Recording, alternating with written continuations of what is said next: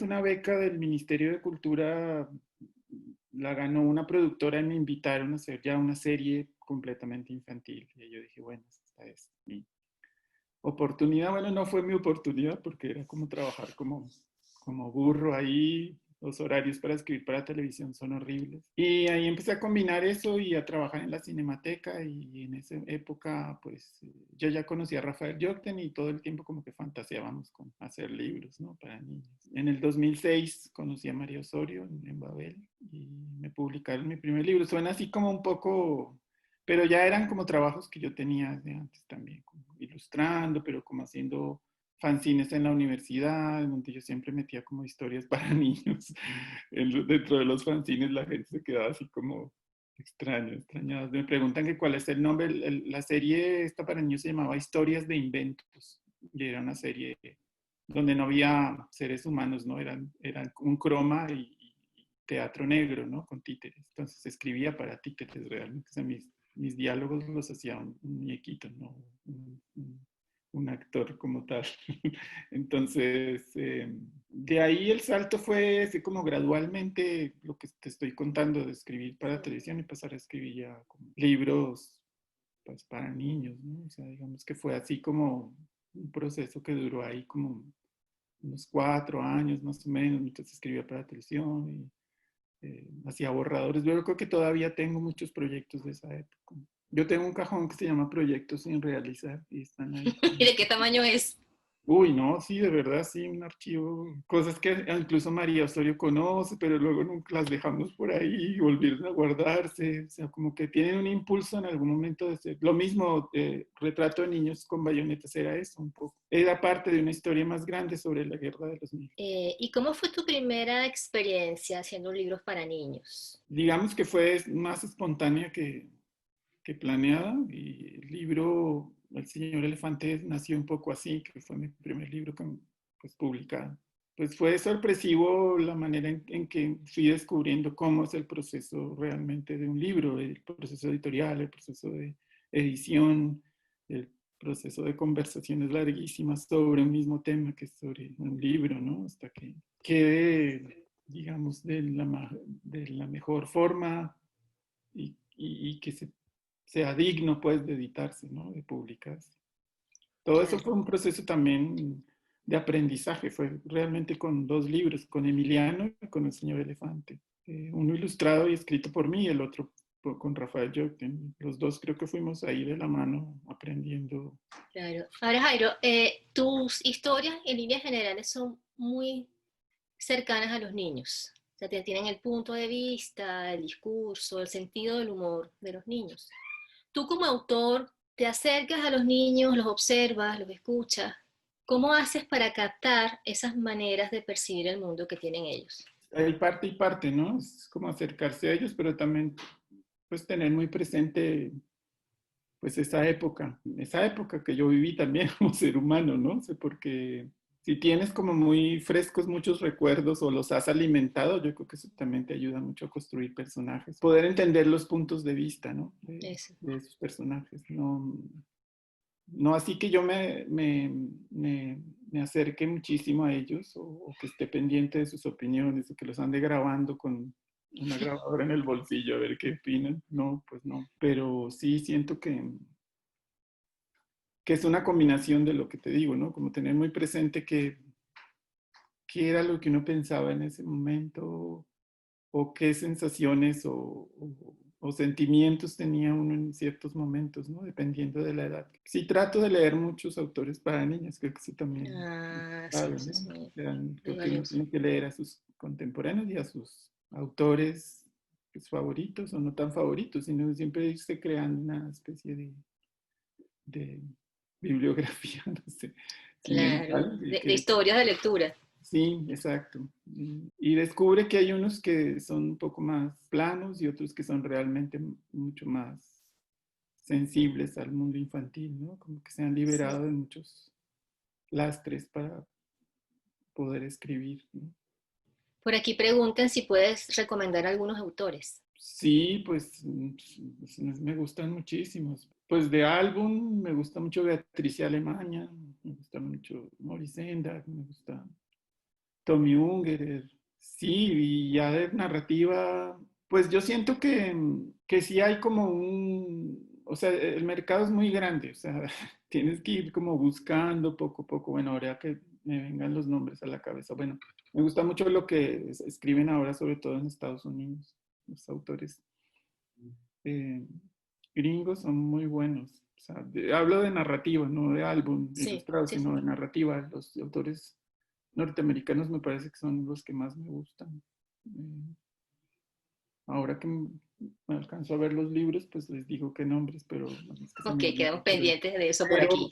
Pero sí, o sea, Lemony Snicket me gustan mucho también sus álbumes, o sea, como que me gustan mucho esos autores que hacen ambas cosas, ¿no? Que publican novelas y que publican también libros ilustrados. Ya, ¿y cuál ha sido hasta ahora tu proyecto más retador? Yo creo que hay varios. Uno fue de los irlandeses porque em, pues ya era una idea que tenía desde hace varios años, no había podido eh, sentarme a dejarla casi lista, pues, como a tratar de darle una forma a un montón de borradores que tenía. Y sobre todo por el trasfondo histórico que tiene. No quería dar una lección de historia, pero al mismo tiempo tampoco quería ponerme a divagar sobre la historia misma y y también quería tener mucho cuidado con los anacronismos y con las falacias que puede a veces con los que un autor de literatura, un autor de ficción puede resbalar, ¿no? Entonces, hasta el momento me parece que ese fue un reto terminarlo también, ¿no? Y dejarlo, o sea, tal como es el libro, como lo veo ahora, ¿no? Con las ilustraciones y con lo que no cuenta también las palabras, ¿no? Todo eso fue un proceso larguísimo y complejo, pero también tuve como mucha libertad y como mucho entusiasmo al hacerlo. Creo que era un proyecto que me gustaba mucho hacerlo. Igual pasó con el edificio, que es, bueno, es otra historia distinta, pero también tenía una investigación previa, tenía que escribir en tiempos distintos. Nunca lo escribí en el orden cronológico en el que está ahí, sino que fue todo al revés.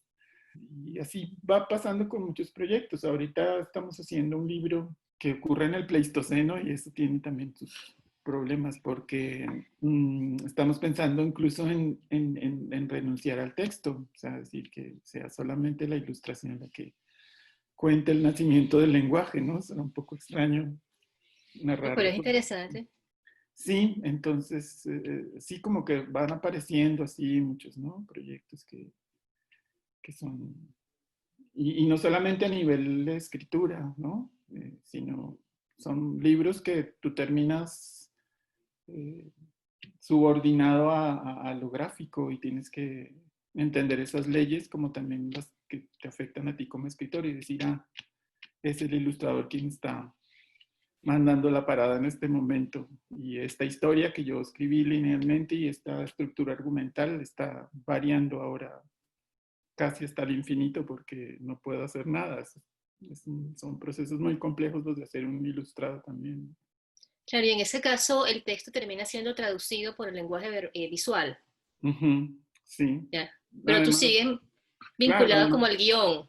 ajá, sí, y digamos, ese guión también se puede ir por otras ramas que tú al comienzo ni siquiera lo tenías muy claro, ¿no? Entonces, pues yo creo que cada libro, bueno, suena frase de cajón, pero sí, cada libro tiene sus pequeños problemas diarios, ¿no? De retos Ujú. y de estructuras y saber cómo terminarlo. Sí, sus propias demandas, claro.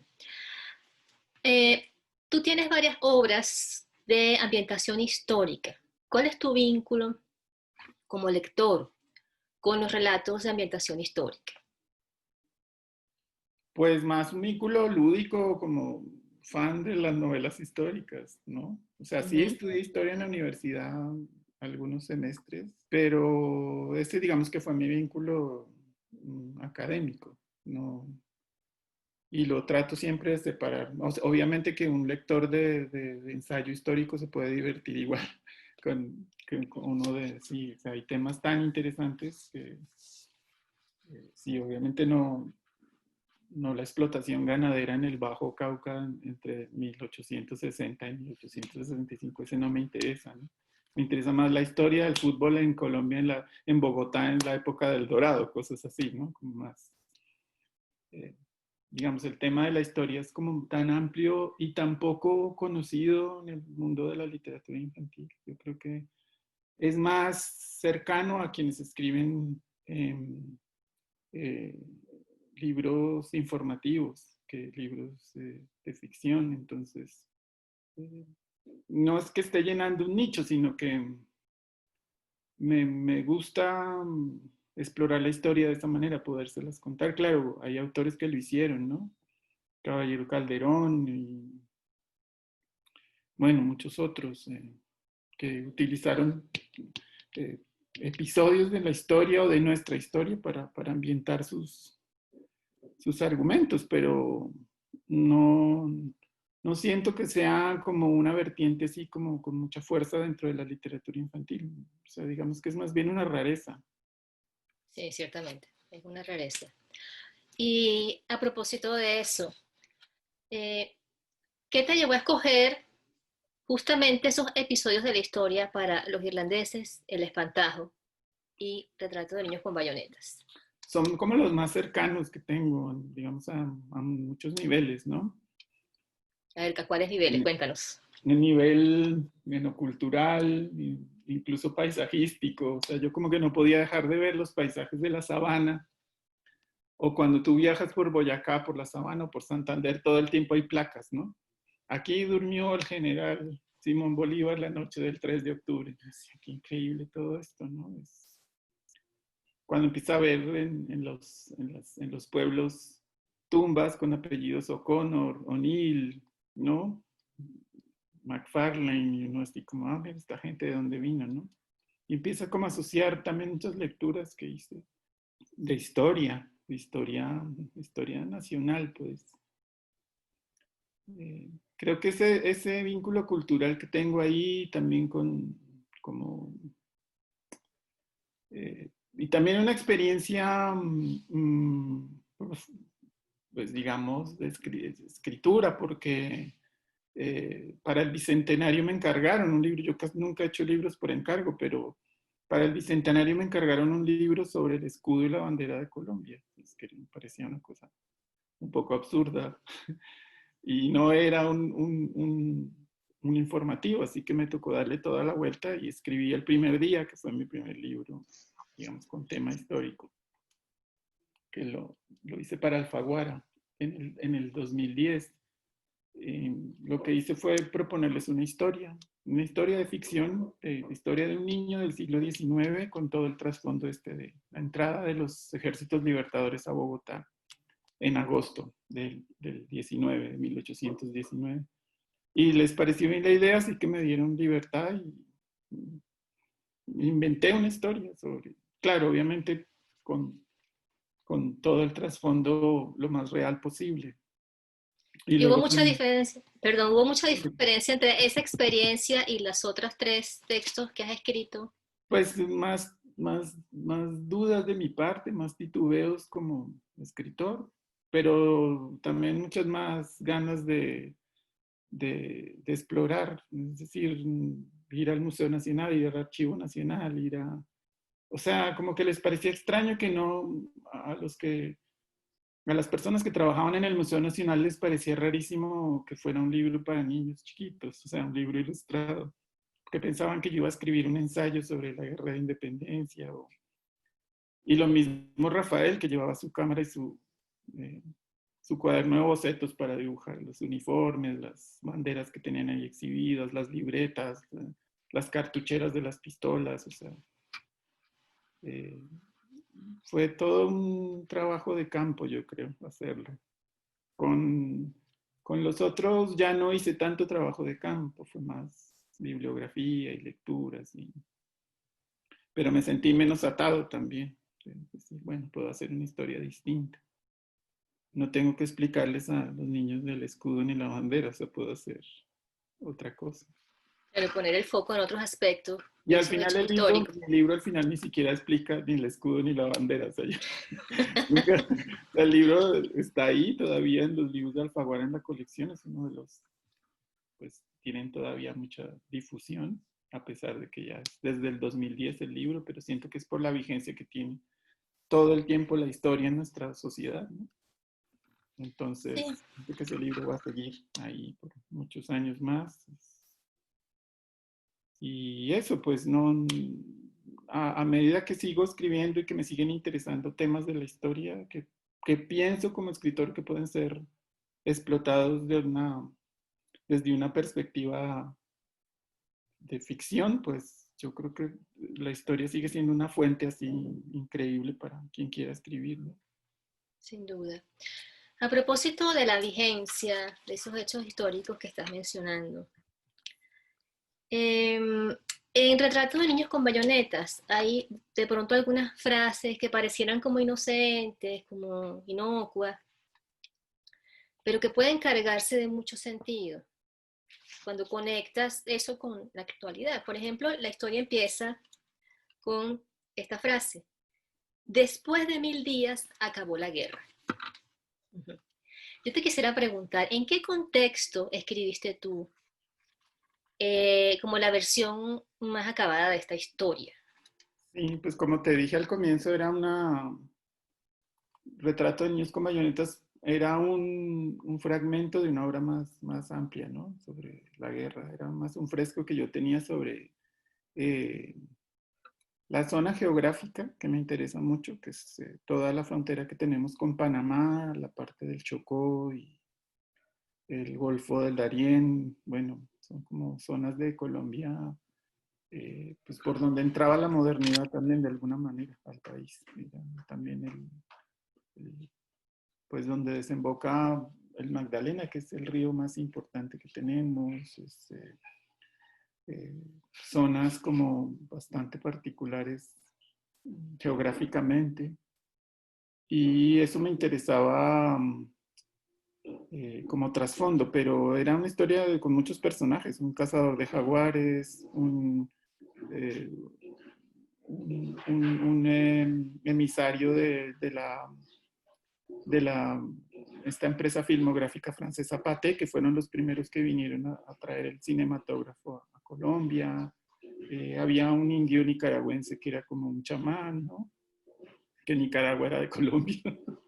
Me da risa muchas cosas, ¿no? O sea, era un indio colombiano porque pues no era nicaragüense, era de origen de Nicaragua, pero Nicaragua pertenecía, una zona de Nicaragua pertenecía a Colombia.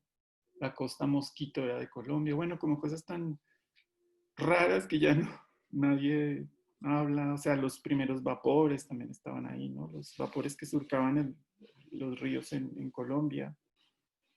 Eh, y como mucha gente de todo el país, de Nariño, del Patía, de Boyacá, de Antioquia, se las llevaron en un solo contingente. O sea, tú podías encontrar un contingente de soldados nacionalistas o rebeldes liberales y había boyacenses, había un costeño, había un nicaragüense, había un panameño, o sea, era una cosa rarísima.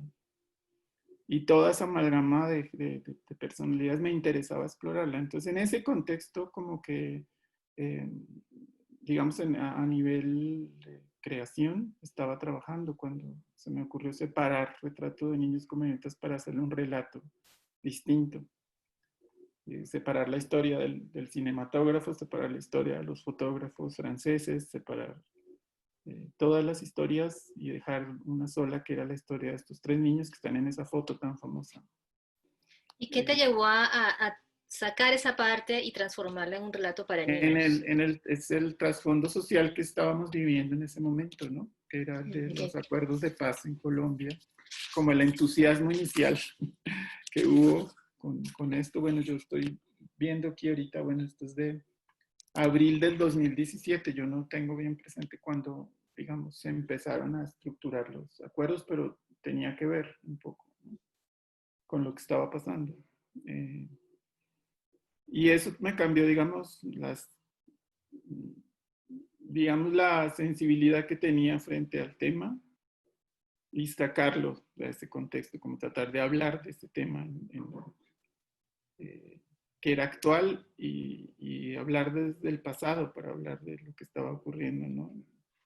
Porque ves que en el libro también hay unos saltos de tiempo ahí. Sí, y ahora te voy a Que, hacer unas preguntas sobre eso, pero y- y- antes, exacto, sí, alguien pone famosos acuerdos de paz, entre comillas, y es que están entrecomillados, ¿no? Yo también cuando digo paz, también la pienso con comillas, o sea, no pienso ya la palabra ya así como lo pensaba hace unos años, ya como que cambió incluso el sentido mismo de la palabra paz, ¿no? En Colombia es una cosa como extraña.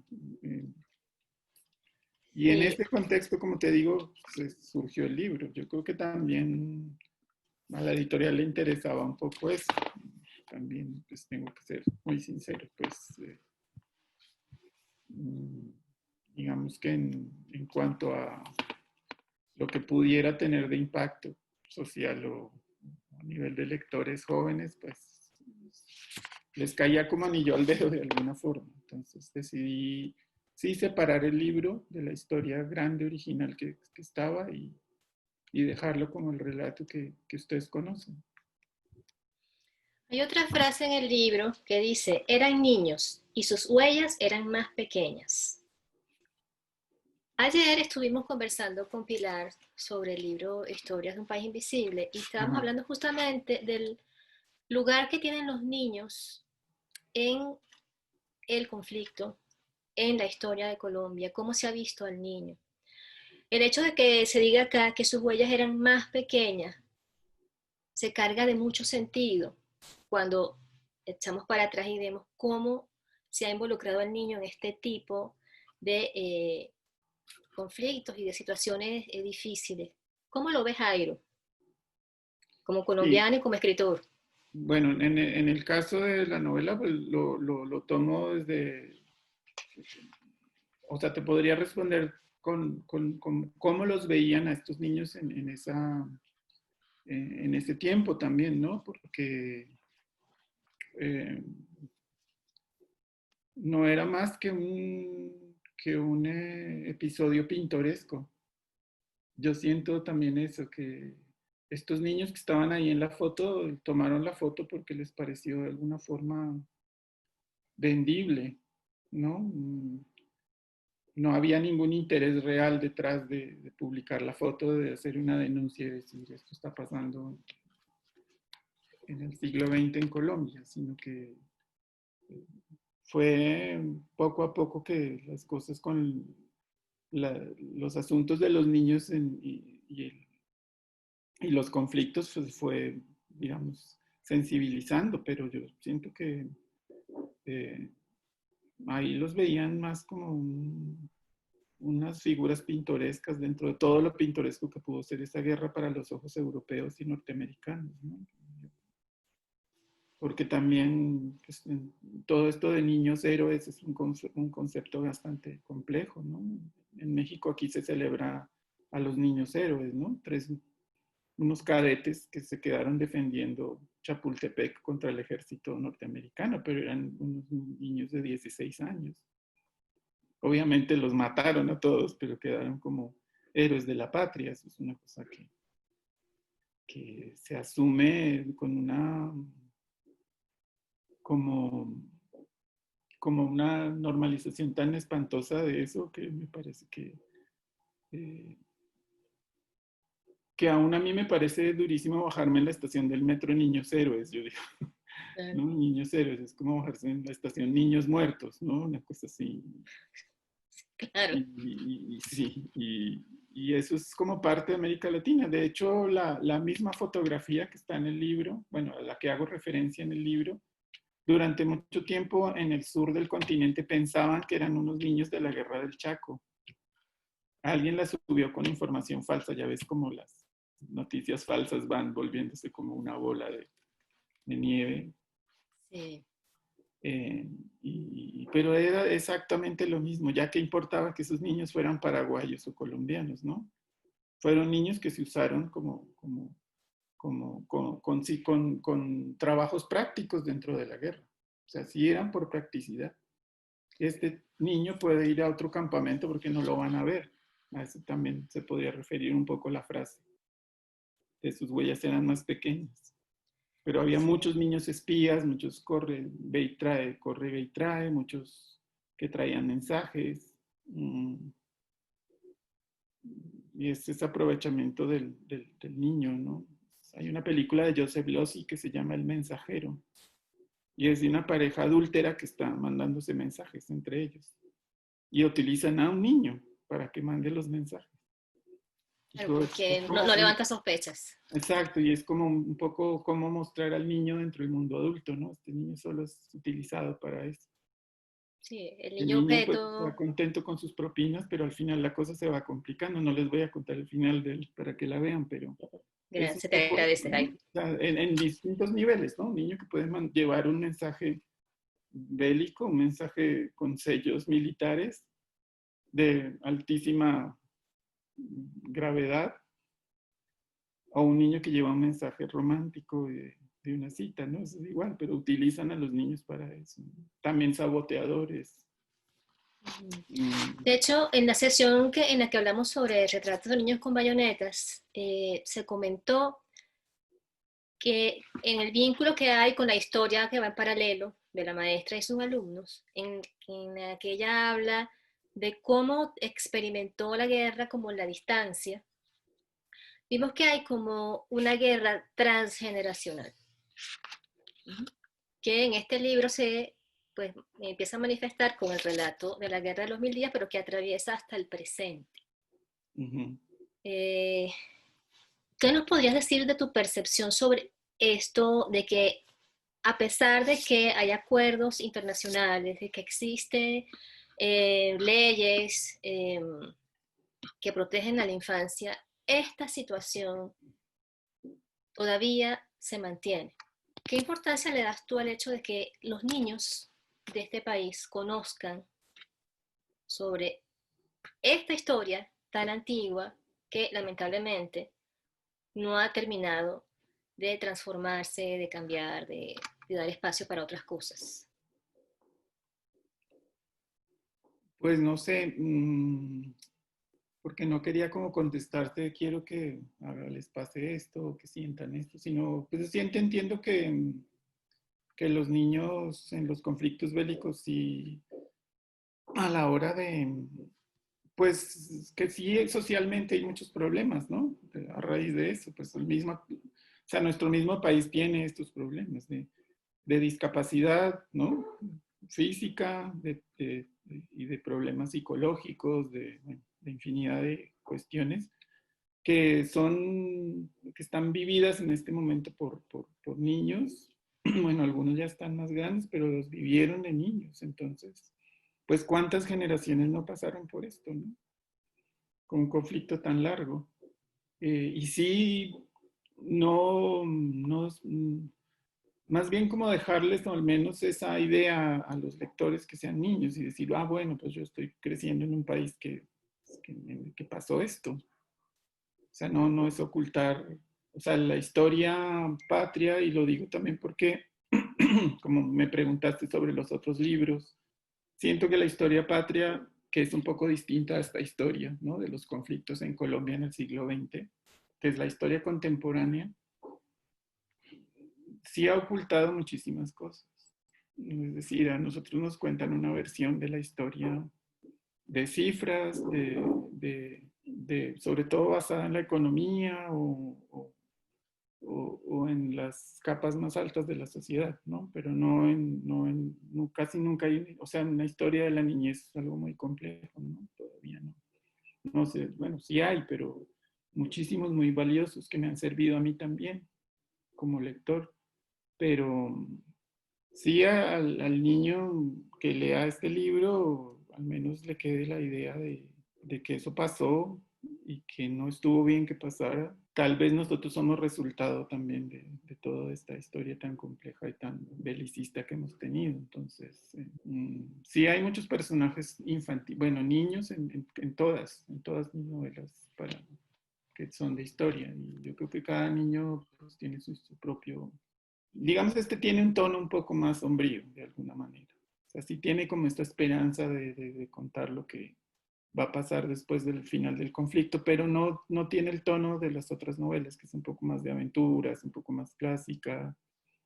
El personaje, de alguna manera, o sea, es posible que el lector se identifique con él por algún detalle o por alguna frase o por su forma de ver el mundo también.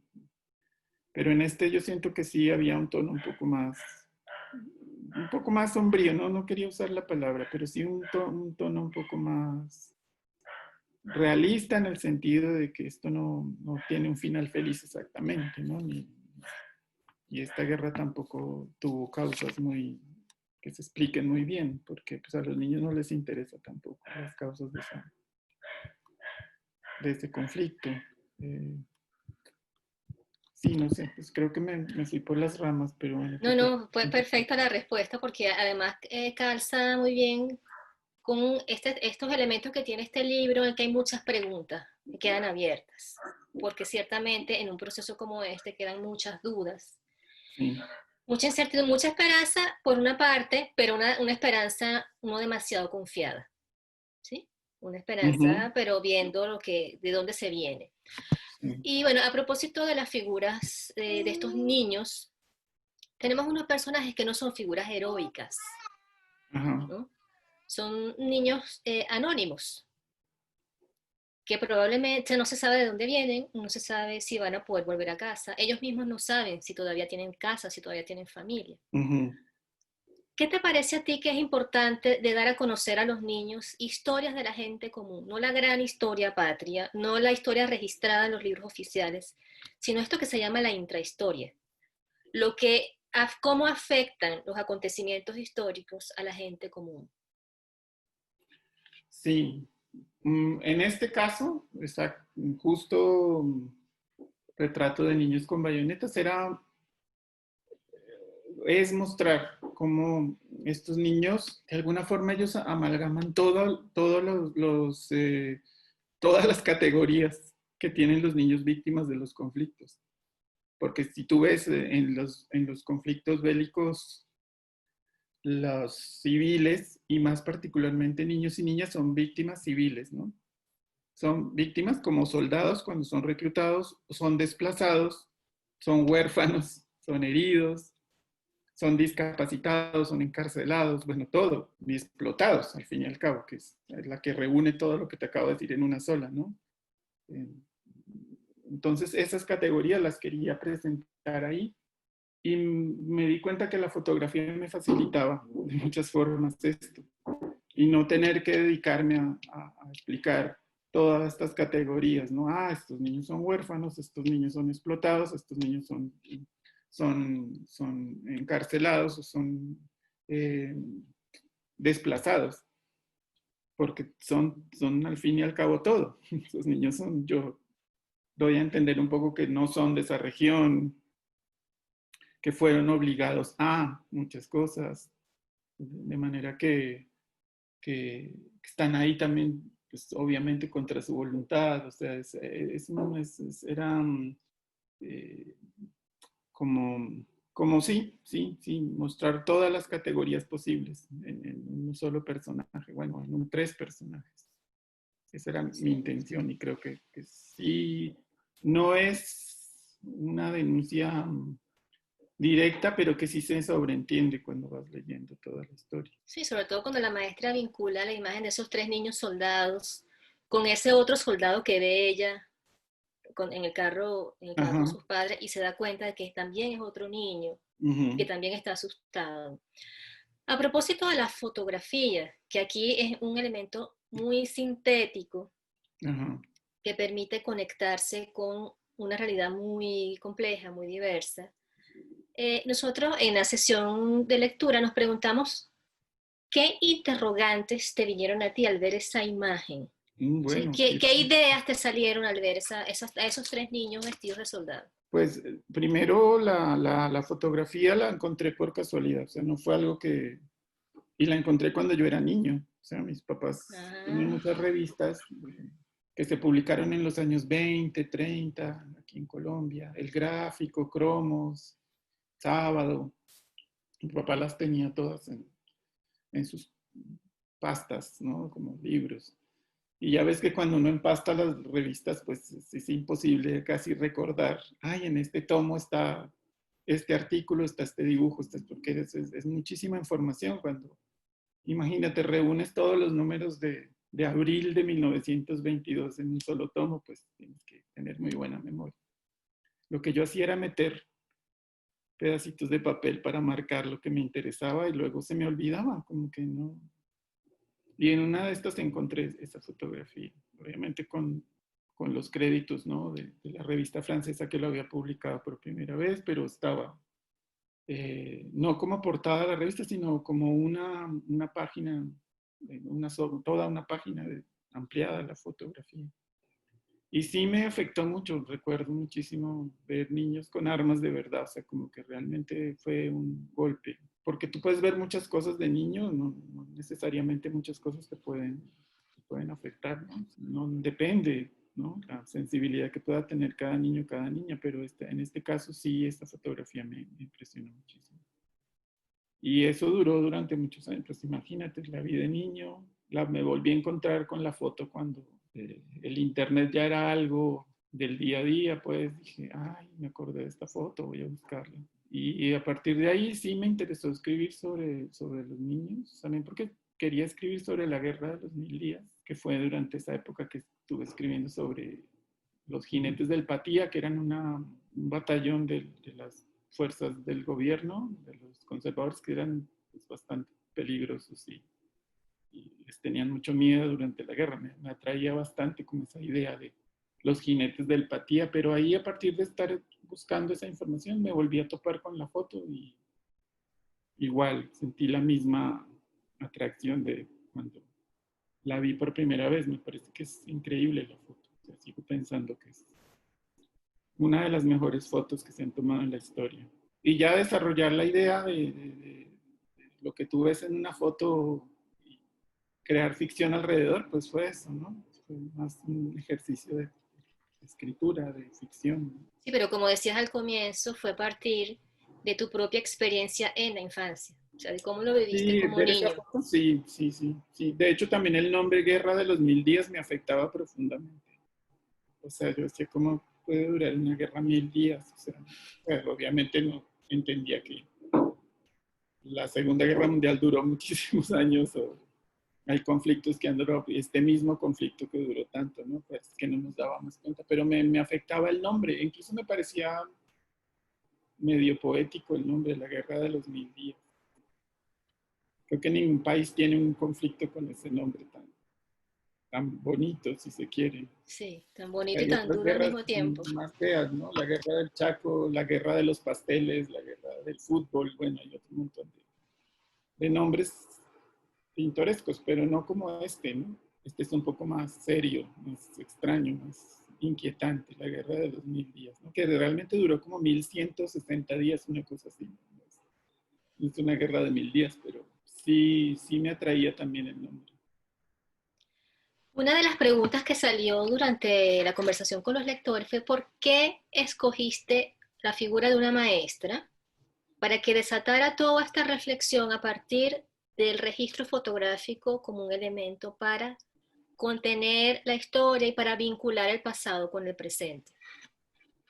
Por la fuerza que tiene la imagen, ¿no? En nuestro mundo. Es decir, creo que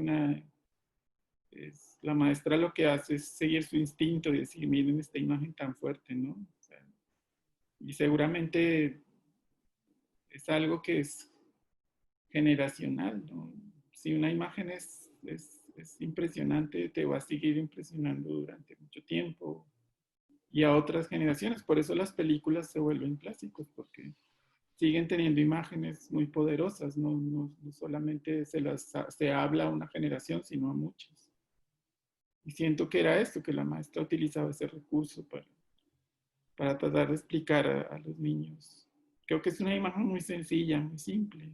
Es la maestra debajo de un árbol mostrándoles la foto. Creo que cuántas clases no se han repetido así, ¿no? De maestros que le han mostrado fotos a sus alumnos. Y recuerdo mucho que tiene que ver no solo con esta foto, sino con imágenes que se me fueron grabando poco a poco a mí, la del niño del gueto de Varsovia también, como recurrentes casi.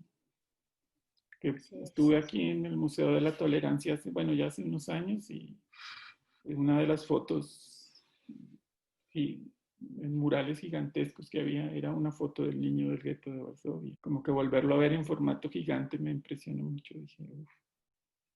Me impresionó cuando lo vi en unos centímetros ahí en un libro y ahora me impresiona igual, ¿no?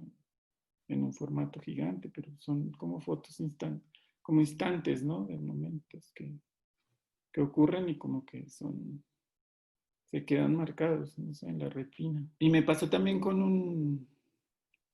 una foto de unos prisioneros alemanes.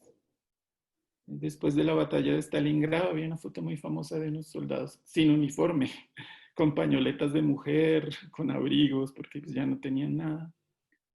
Y viendo un libro de Tolkien, las ilustraciones de Tolkien, uno de los ilustradores, bueno, es un ilustrador inglés, no me acuerdo su nombre, dibujó a los no muertos, a los reinos de los no muertos del libro, con esas caras, los recortó, las caras de los soldados, se las pegó como a los espectros, pero obviamente yo reconocí estas caras por haber reconocido antes esa foto.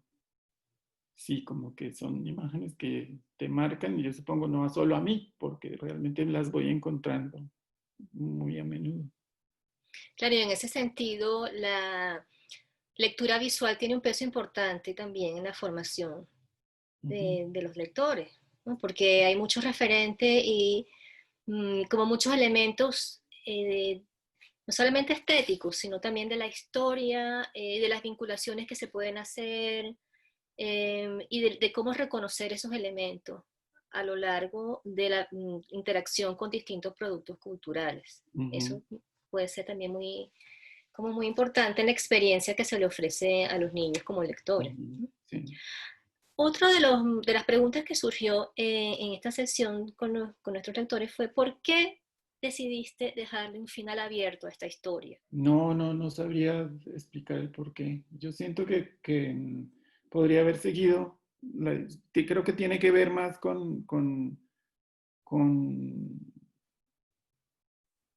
ese carácter fragmentario que puede tener la historia, ¿no? Como de no pertenecer a que no cerrarse sola, sino ser parte, más bien ser parte de una historia más grande. De un continuo, Y, ¿no?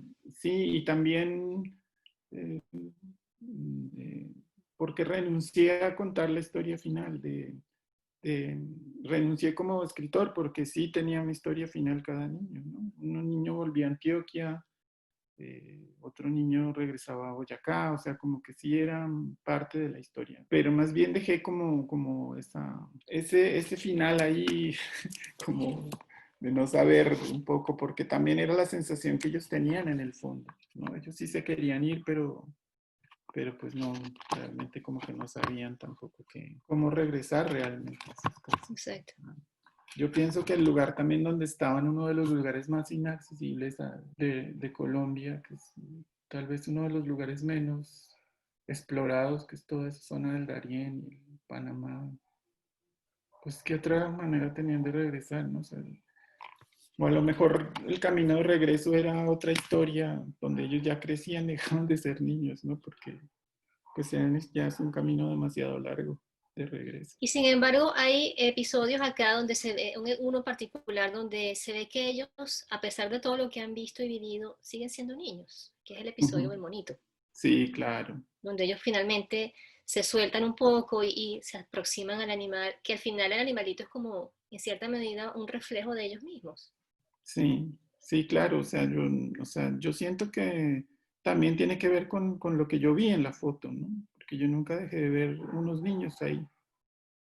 O sea, tú puedes ver esas fotos de niños endurecidos por la guerra, pero pasa lo mismo con el niño del gueto, ¿no? El niño con las manos levantadas, pero qué mal te puede hacer un niño, ¿no? O sea, ¿por qué levanta las manos ese niño? ¿Por qué un soldado le dice que levante las manos, ¿no? A un niño de 8 años, o sea, es como un absurdo. un- un despropósito. Pero yo en esa foto nunca dejé de verlos como niños, como con niños que dejaban esas bayonetas en algún lugar y se ponían a hacer tonterías que hacen los niños, ¿no? Bueno, tonterías, como digo yo, A pero jugar, sí, las cosas que locuras. realmente le interesan a los niños, pues, Ajá, que tienen que estar haciendo además, en lugar de sostener una exacto. bayoneta, ¿no? Sí, Sí, sí. Y siento que nunca vi que perdieran, a pesar de la dureza sobre todo el rostro de uno de ellos, es uno de los tres niños. O sea, siempre, y desde que vi la foto, siempre los vi con esa cara de niños, ¿no? O sea, no solo por los rasgos físicos, sino por ese espíritu que puede reflejar un niño. tú tienes la referencia de esa foto por si alguno de nuestros lectores quisiera buscarla. Te las puedo mandar. Sí, sí, la foto la publicó Liberación en Francia en el 1902, pero sí tengo la referencia. Para quien la quiera, yo la busco, Ah, bueno. la debo tener por acá, pero sí, sí la tengo. También nos preguntaron si alguno de los personajes de esta historia está inspirado en alguna persona conocida o cercana del pasado o del presente. No, no, pues no, no exactamente conocida por mí ni nada, pero sí está inspirado el relato más bien como en textos que leí de la Guerra de los Mil Días, que no son textos literarios, pero sí, digamos, hay un cuento de un escritor antioqueño que se llama Jesús, eh, Jesús del Corral, es un escritor antioqueño. El cuento se llama Que pase el aserrador. Que pase el aserrador es un cuento que a mí me pareció una obra maestra realmente. O sea, creo que de los cuentos escritos en el siglo XX en Colombia ese es uno de mis favoritos. Y es una historia de un desertor de la Guerra de los Mil Días. Un desertor antioqueño y un desertor boyacense, un indio boyacense, como dice Jesús del Corral.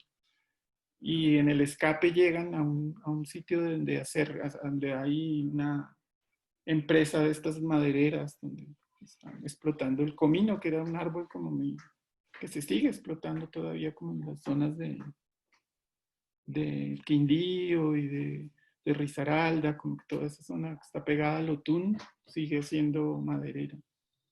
Y ese cuento a mí me impresionó mucho porque la Guerra de los Mil Días aparece como una cosa tan anecdótica, o sea, un conflicto tan complejo. La historia es más bien la historia de un pícaro, de un pícaro arribista que llega a ser esposo de la hija del dueño de la hacienda cuando no es nadie, es un desertor de la Guerra de los Mil Días. Me impresionó mucho cómo la guerra se puede tratar así, ¿no? Cómo hay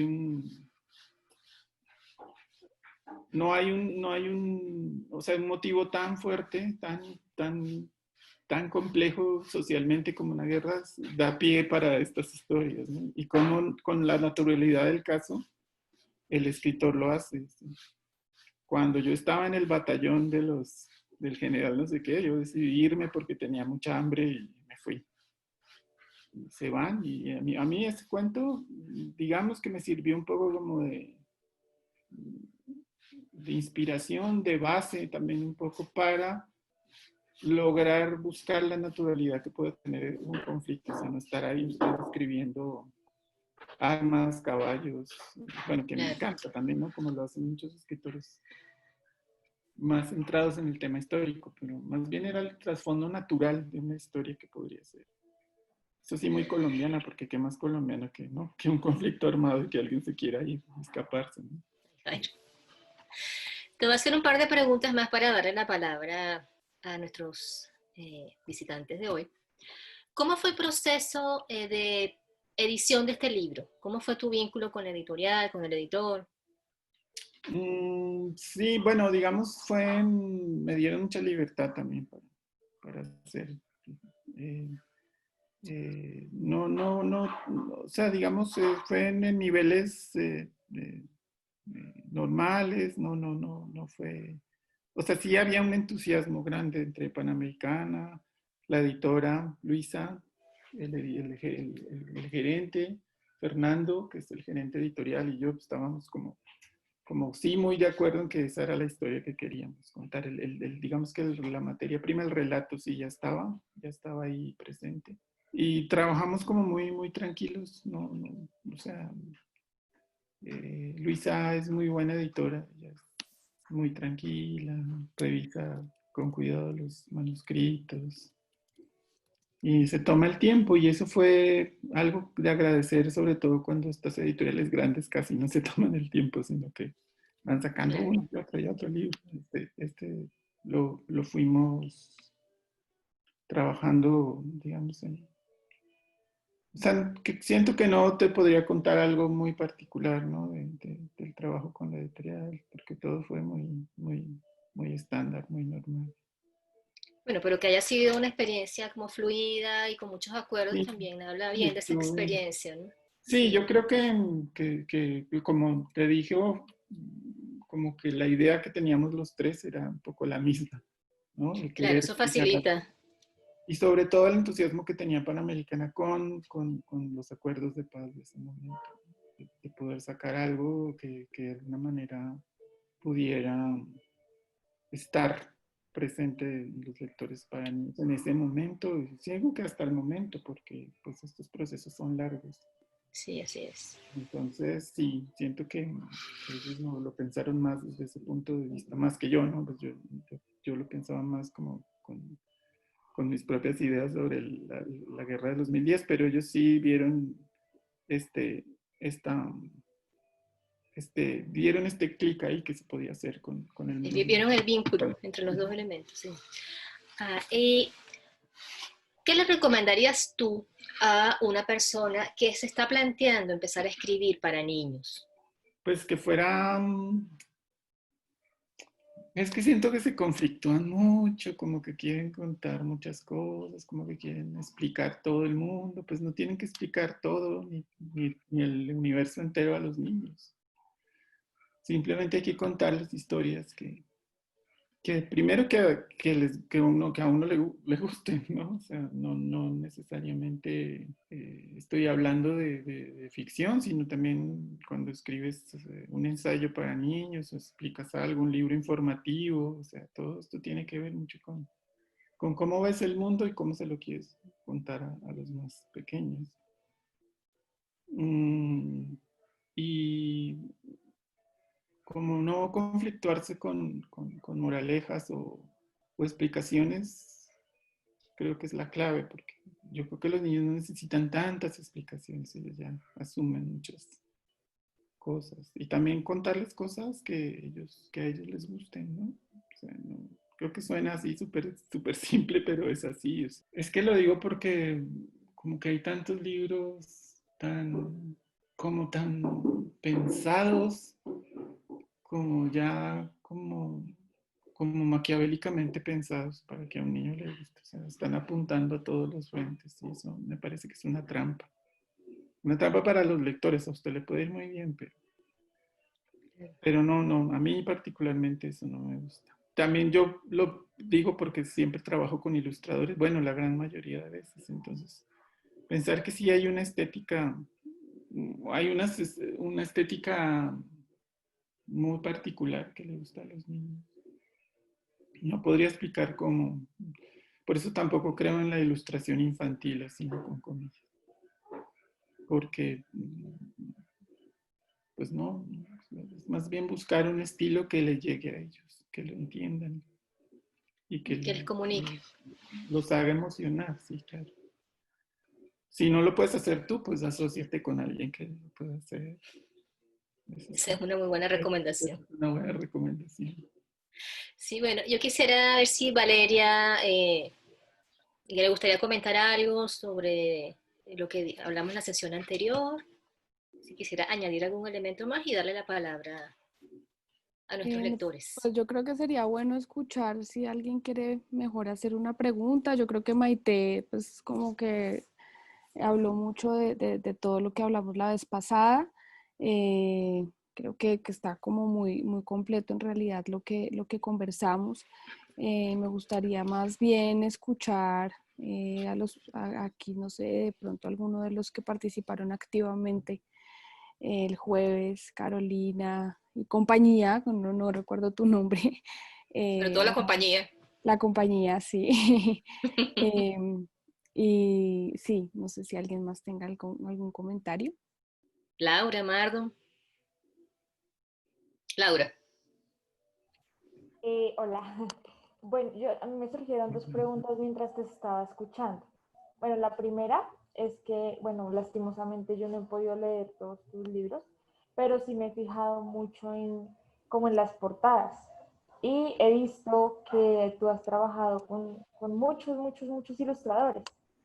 Entonces me entró la pregunta como, bueno, ¿cómo es tu, digamos, tu proceso ahí, ¿no? ¿Cómo tú buscas los ilustradores o ya con ellos empiezas a trabajar en conjunto con el texto desde mucho atrás? O no sé, se me fue. Pues no, sí, es buena pregunta, porque pues depende muchas veces que si ya hay un plan de la editorial de querer publicar a este autor con este ilustrador por motivos comerciales, y eso pasa. Y no quiere decir que a mí me hayan impuesto ilustradores, porque eso, pues afortunadamente, pues nunca me ha pasado. Pero sí son formas muy distintas en cada caso, cuando el ilustrador es diferente, digamos, cuando son más cercanos, pues es mucho mejor porque puedes reunirte con ellos, puedes hablar del libro. Bueno, siempre hay unas reuniones, obviamente, pero cuando se hacen personalmente, bueno, ya no se pueden hacer personalmente, pero este tipo de reuniones son bastante significativas para mí como autor, porque puedo ver el otro punto de vista, que es el del ilustrador. Cuando el ilustrador es inteligente y tiene iniciativa y tiene como una sensibilidad especial, es muy bonito sentarse y escucharlo, ¿no? Como decir, wow, pues esto viste de mi historia, pues qué bueno. Otras veces, pues el ilustrador es muy famoso, entonces ni lo conoces y solo hablan con su agente y él entrega sus ilustraciones con el tiempo. Afortunadamente, cuando son así, pues son eh, profesionales muy, muy competentes, entonces no siento que haya fallado ahí, pero el ideal sería, como te digo, que puedas reunirte con el ilustrador y trabajar en conjunto para hacerlo. O sea, no siempre se puede cuando el ilustrador está en otro país, pero ahora, digamos, hacer reuniones así virtuales o el intercambio de correos es súper importante también. Ahorita estamos haciendo un libro así como los tres en diferentes países, entonces nos reunimos una vez a la semana por Gmail, mandamos los mensajes que vemos pertinentes y así, pues se trabaja. O sea, hasta el momento no me ha tocado un ilustrador así, muy diva o alguien así que me mande al chorizo por estar opinando, que bueno, no ha pasado, pero supongo que en este mundo tan grande seguramente pasará muchas veces, ¿no? Ya, bueno, Yo, tengo, ay, perdón. no, No, y tranquila, yo, adelante, adelante, adelante. Bueno, ya, perdón. Es que me surgió también la pregunta y me pareció muy interesante porque pues hasta el momento de las sesiones que hemos tenido, pues fuiste el único autor que ha mencionado fanzines. Entonces me generó mucha como curiosidad de cómo es ese proceso creador en cuanto al fanzine tuyo y digamos cómo haces tú para, o sea, como para saber que tu creación va más para el lado del fanzine o que mejor va más por el lado del libro álbum o que ajá, mejor va más, o sea, cómo logras decir, bueno, esto va a ser un libro álbum y esto va a ser un fanzine.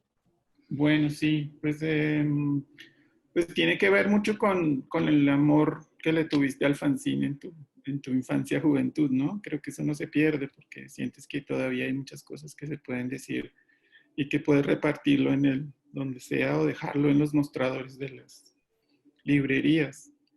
No lo he separado, no sé cómo, porque siento que si yo veo historias que se publicaron en fanzines, todavía funcionarían como un álbum ilustrado, serían bonitas. Entonces, como que no lo hago para diciendo, esto va para un fanzine. Más bien siento que es un poco más la espontaneidad.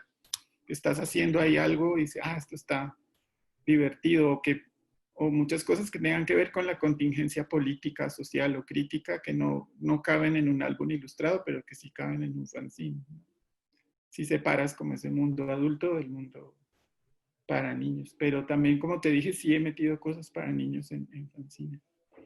Y alguna vez también pensamos en hacer bueno, sí han salido fanzines que son solo para niños. O sea, como pensado solo para niños, o sea, de distribución gratuita y todo. Tal como un fanzine, pues. Ah, sí, sí. Bueno, era más que una pregunta, era como no sé, como un comentario o algo que me dejó el libro como tal, ¿no? O sea, primero como rescatar la parte pedagógica, porque realmente es como un reto para los docentes. Quizás, no sé, quizás el tema de la guerra es algo bastante complejo, ¿no? Sobre todo cuando se trata de educar en la historia y demás, sobre todo a los niños, ¿no? Entonces el libro plantea eso, pero lo que logra el libro también es justamente una conexión que ciertamente es cruda, pero a la vez tiene como cosas asociativas con la imaginación, obviamente, y con algo que se vive cotidianamente, sobre todo acá en Colombia, ¿no? En este caso específico, como tal. Entonces eso me llevó a pensar también el papel que juegan los sistemas siempre, ¿no? Porque la guerra de los 1000 días no solamente es una fecha que inició y terminó, sino que realmente pues eh, hizo que continuara todo esto hasta nuestros días incluso, ¿no? El tema de un gobierno en ese siglo, bueno, terminando el siglo XIX, empezando el XX, y el tema de las guerrillas también, ¿no? En ese entonces, digamos que ha evolucionado y se ha transformado, es como un animal en constante evolución, el tema de la guerra, ¿no? Eso también se puede percibir en el libro y es decir, está como muy bien captado y eso es muy difícil captarlo, o sea, o proponerlo o convertirlo en un discurso narrativo, pero también más allá de que la narración no solamente es lo escrito, sino también la imagen, es decir, los giros, los significados de las palabras, como decía Jairo, ¿no? La guerra de los 1000 días, por ejemplo, ¿no? La guerra de los 1000 días, que no solamente, o sea, ha sido un tópico también para otras grandes obras literarias también de Colombia, ¿no? Y, pero en el caso infantil, pues es como, fue un gran reto y se puede percibir, ¿no? Entonces, digamos que son o sea, lo que rescato ya profundamente es el hecho de que los sistemas, en este caso los sistemas, por decirlo de alguna manera, ascéticos, es decir, los sistemas que tratan como de decirte, mira, si ganamos esta guerra nos va a ir así, o esto es el proyecto para el país. Entonces son sistemas ascéticos que al final terminan exterminando la vida, pues son sistemas que están en contra de la vida, ¿no?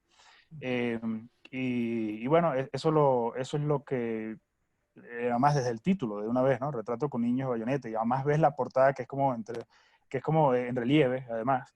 O sea, es una portada que impacta durísimo, eh, pues te hace pensar en que obviamente el tema de la paz, el tema de la guerra, a veces son conceptos que toman una forma y no un contenido, ¿no? Sino toman una forma y se les enmascara, eh, se les llena de atavíos y todo lo demás, ¿no? También, pues Jairo decía, o la señora, no me acuerdo quién fue, pero que puso entre comillas la palabra paz, pues también es obvio porque son intereses políticos y son sistemas ascéticos, y eso es una gran lucha que tanto los artistas como Jairo, o como los escritores, o otro tipo de artistas con otras expresiones, siempre están como tratando de mostrar antes que los demás, porque esa es como la función de los artistas. Y bueno, Jairo en el libro lo plantea, ¿no? Es como, miren, esto es un retrato con bayonetas desde el punto de vista literario, desde el punto de vista filosófico y vivencial de unos niños. O sea, no son cualquier cosa, o sea, son unos niños, ¿no? Son unos niños como tú, como yo, que lo fuimos, y, y bueno, no sé, pues no me imagino yo tomando una bayoneta en este momento, o sea, ni siquiera nunca, o sea, no me pasa por la cabeza, ¿no? Pero hay gente que sufre las consecuencias de este tipo de sistemas y bueno, eso me encantó del libro, pues quería nada más hacer ese comentario. Muchas gracias, Marlon. Sí, está muy aceptado tu comentario. Sí, Gracias, Mardo. muy bien, gracias. Vamos a dar la palabra a Carolina Alfonso. Gracias. Yo quisiera preguntarle, bueno, también es como una observación. El libro trata sobre un retrato. Es algo que nos transmiten, pasó hace más o menos 120 años y transmitieron el mensaje. Me gustaría preguntarle a él, ¿qué le gustaría retratar o fotografiar para que en un futuro se transmita un mensaje? ¿Qué le gustaría a él plasmar en una fotografía? En este momento, Sí, en este momento. no sé, pues podrían ser muchas. Una, por ejemplo, las revueltas en Bogotá, en todas las ciudades, ¿no? Que la gente viera esto que pasó, no como, no como parte nota roja o de la nota Amarillista. delincuencial y amarillista, sino como realmente un documento histórico, ¿no? ¿Qué es lo que va a pasar? Cuando tú ves las fotos del paro del 77 o cuando ves fotos de Camilo Torres, no sé, como que las fotos cambian según, ¿no? Porque he revisado mucha prensa en mi vida. Durante muchos años de mi vida han estado en las hemerotecas revisando y veo fotos que eran el común de ese, y digo, "Uf, esta foto ya es un documento histórico", cuando en ese momento fue simplemente una nota más para acompañar un artículo, ¿no? Sí, sí, Fotografía más, entonces siento que las cosas que pasaron en estas últimas semanas pues, son material tremendo para la historia, para el futuro. O no sé, fotografiar un animal, fotografiar un olingo, fotografiar un cóndor, cuando de aquí a 15 años ya no haya, o ya sea más difícil verlos, ¿no? Es muy complejo también eso, pensar que esas cosas pueden pasar. Hace poco, bueno, no hace poco, hace unos años íbamos con mi hermano para Pereira y había un oso hormiguero atropellado en la carretera. Un oso hormiguero bastante grande, pues. Decía, híjole, pues esto es una zona urbana, pues me dieron ganas de bajarme a tomarle la foto al oso hormiguero para hacer la denuncia, pero dije, no, pues no, está bastante difícil parar aquí, pero después me arrepentí, dije, hubiera tomado esa foto. Digo, de pronto es uno de los últimos osos hormigueros que quedan ahí en el corredor este que hay entre el Quindío y Risaralda, ¿no? Entonces, como que todo el tiempo sí estoy pensando en lo que me preguntas, que uy, que esto sería una foto, uy, esto sería muy buena foto, uy, pero pues no lo hago. No lo hago porque no tengo la habilidad para tener la cámara siempre ahí a la mano. Carolina Ok. Arevalo está levantando la mano. Hola, yo quería preguntarte, Jairo, porque en tus libros, álbum, pero también en esta novela, yo veo que hay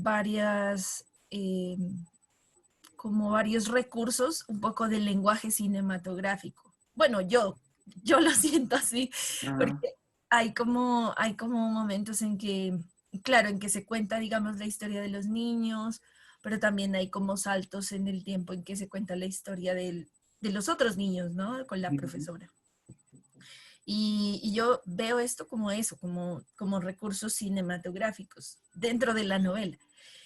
Em, entonces, yo quería preguntarte si tú ves, o sea, ¿cómo ves tú que estos recursos más cinematográficos ayudan o enriquecen la posibilidad de contar historias un poco duras? Porque la historia del libro de retrato de niños con bayonetas es dura, es Mm, difícil, pero uno la lee y digamos, no te pega fuerte, es bonito leerla. ujú, O lo mismo, por ejemplo, con Camino a casa, es una historia muy dura, pero es bella, es lindo leerla, o sea, es como... Entonces quería preguntarte eso, ¿vos cómo ves o no sé si sea eso tal vez, pero cómo ves que este lenguaje en particular enriquece esa posibilidad de contar estas historias que todos son tan fáciles de contar?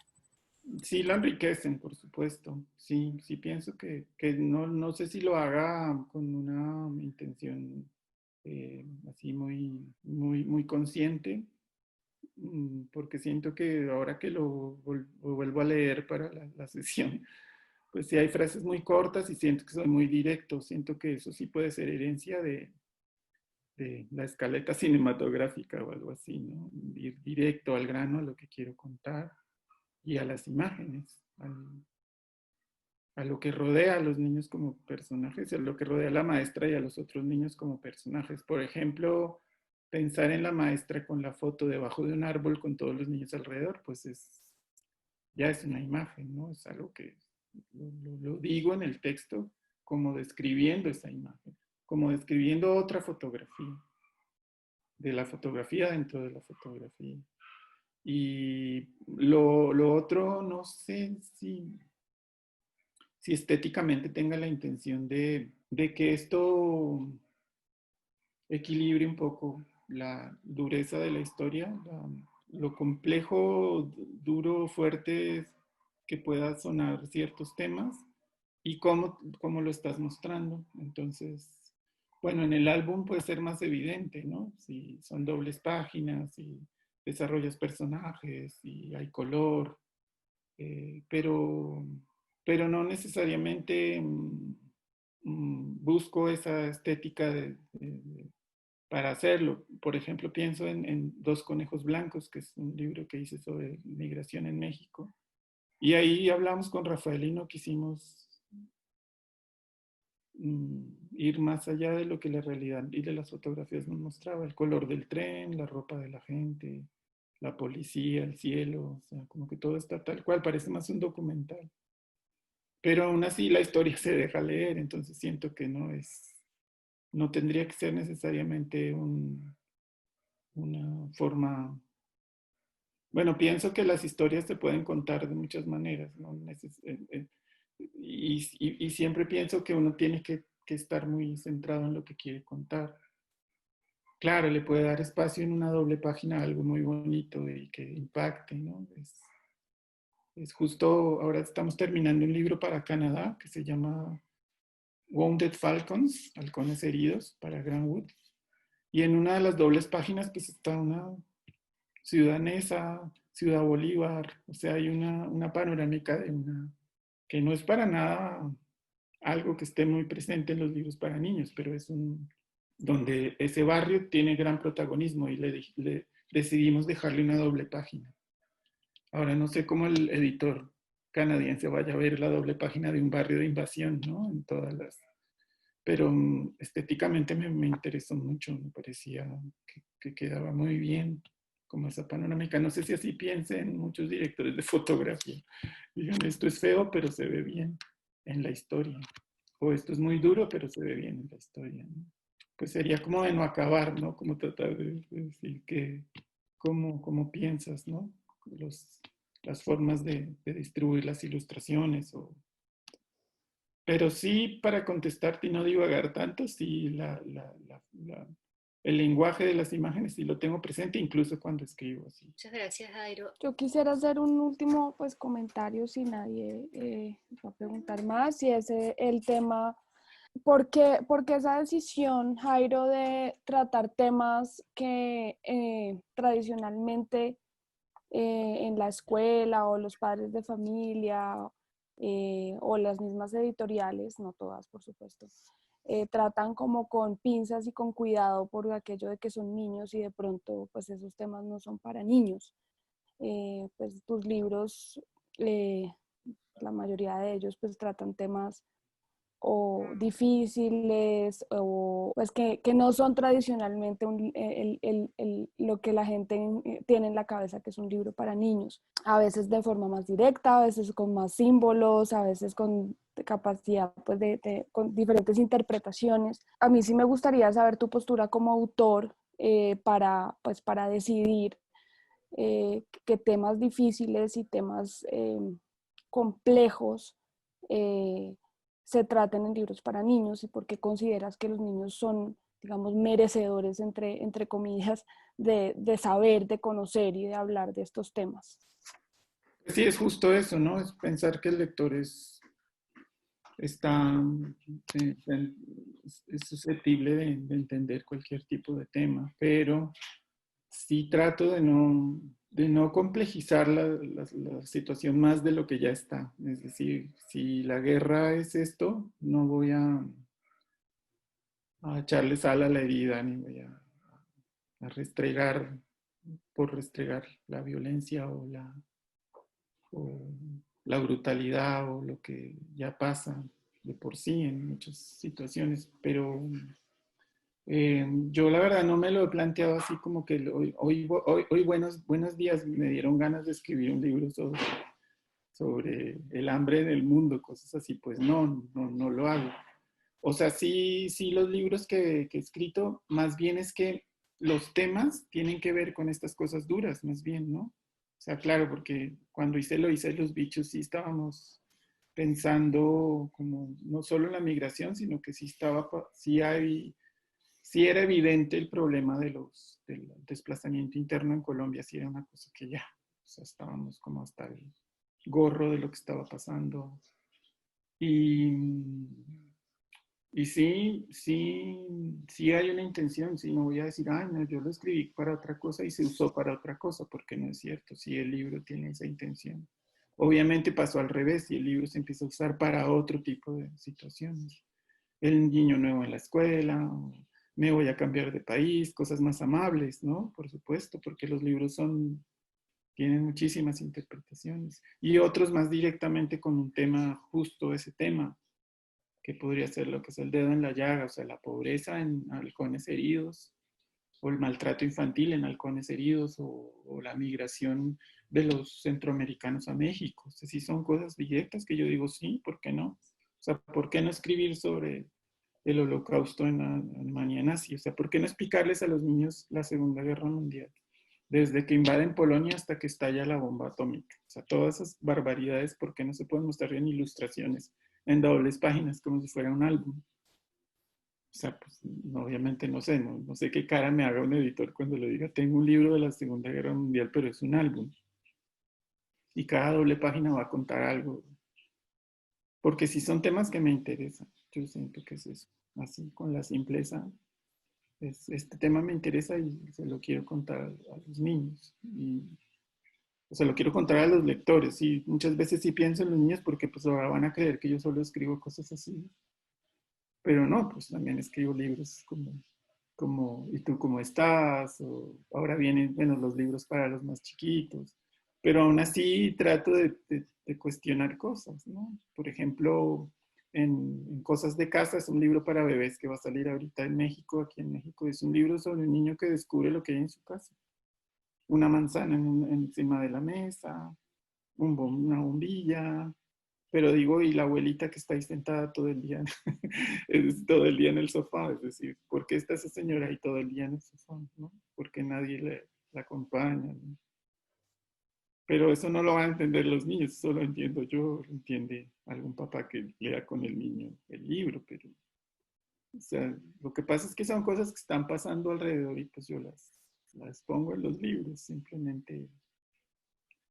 Sí, o sea, sí, también entiendo un poco que pedagógicamente los libros sí han funcionado y eso me parece súper, súper bien, que el álbum esté en la escuela y porque el tema sea este u otro, ¿no?